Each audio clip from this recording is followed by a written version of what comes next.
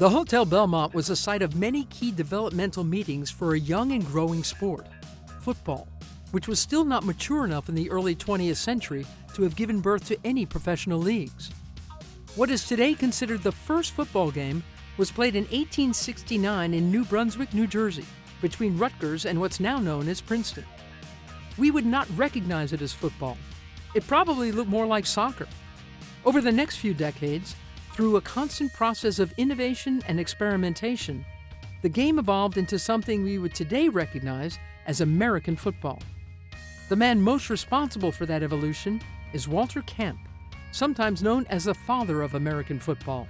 An accomplished all-around athlete at Yale, Camp played on the varsity of every sport offered, including as a running back on the rugby team. He then worked to reshape rugby to become football.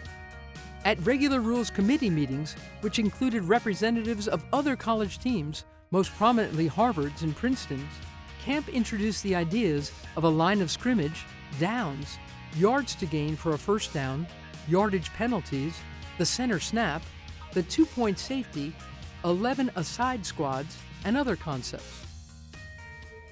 In March 1925, Camp attended a football rules committee meeting at the Belmont before retiring to his room. The next morning, he was found there, dead of heart failure at age 65.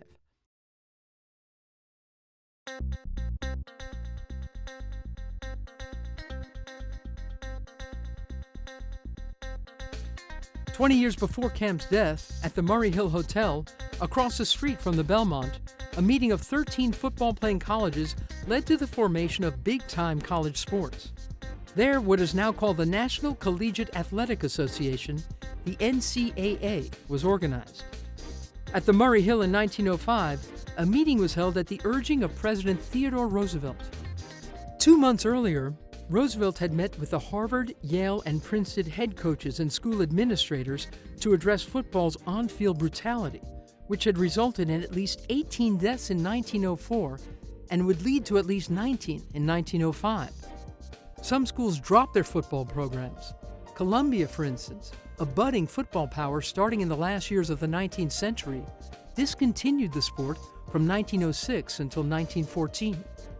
President Roosevelt urged college football leaders to change the rules to lower chances of player deaths and serious injuries.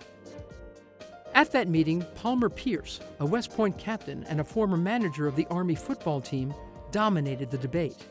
He praised football as a great test of character and said that no matter how many other schools dropped the sport, West Point would not.